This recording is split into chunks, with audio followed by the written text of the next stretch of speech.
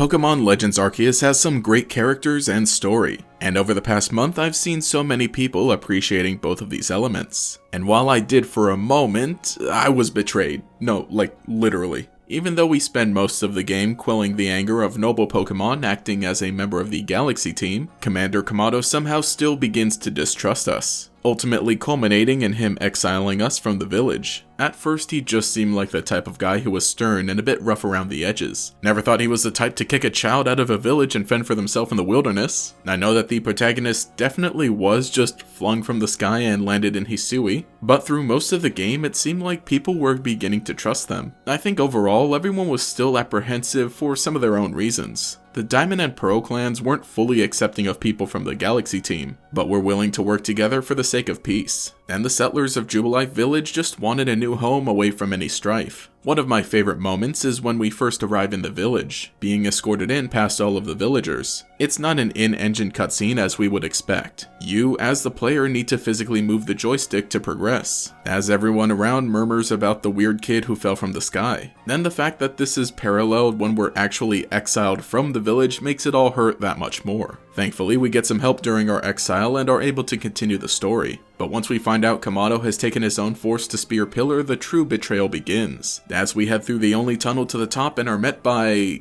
Beni? Now, Beni is one of those characters that you see often throughout your playthrough. He's the type of character you know was included to be somewhat likable, but maybe you were apprehensive at first. Eventually, the routine of ending a long day of research with some potato mochi becomes one of those cozy moments you look forward to. And these little dinners lit by the sunset were actually a great way to make Professor Laventon and Akari feel like real friendly people. And Beni was always there just the same. Aside from the active members of the Galaxy team, he's the one you would probably see the most. And now for some reason, he's not at his shop. He's standing between you and Kamado. At first I thought this was crazy. Why's the old guy turned on me and what's he even gonna do? But oh my gosh, this has got to be one of my favorite twist reveals in Pokemon. As Beni tells us he's Kamado's right hand and dons a ninja getup. Oh yeah, now this is a battle. This better shows the idea of the settlers in Jubilife Village wanting to create a new home in Hisui after facing whatever hardships they did. Beni had basically retired, but here we get a glimpse into what his life was like before. He does tell us exactly what happened, but if he was a ninja to Kamado and both of them were willing to do anything for the sake of their people, yeah man, Beni definitely killed. But the battle is also great. He's one of the few characters to use Pokeballs, so he has more of a team. He even has both a Gardevoir and a Gallade, and now that his hair is all revealed, it's pretty obvious he's meant to be the ancestor of Wally, who also had such an amazing reveal near the end of Omega Ruby and Alpha Sapphire. I'll be honest, when I first saw Beni, I thought he might have been meant to be a callback to Silent, with the green hair and the food service. And even though I'm not necessarily the biggest fan of almost every character being somebody's obvious ancestor, I did like this one because it was done as a surprise. And in that way, it really does feel like a callback to that amazing moment in Omega Ruby and Alpha Sapphire. Except the twist is that he really wants to stop you and he's not your friend in this moment. After defeating Beni in battle, he tells us to go save Kamado, and I think this is just such a great way of doing this character. Even though the battle doesn't last too long, it's so memorable. I had one thought while playing through, and let me know what you think. When I saw that Kamado had assembled a force to confront the Pokemon in the distortion, I thought he'd have almost the entire village with him,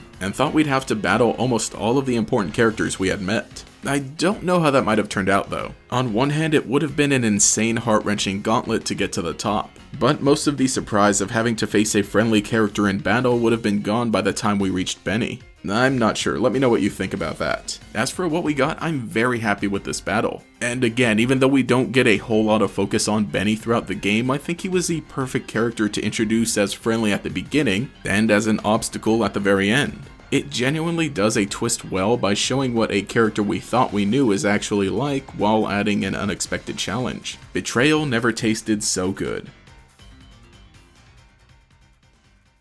But anyway, hey, this is GatorX, and let me know what you think in the comments below, and let me know if you've been enjoying Pokemon Legends Arceus as well. I've been having so much fun, but other than that, you can leave a like and subscribe to show your support. You can follow me on Twitter as well if you'd like to, but anyway, this has been GatorX. Have a nice day.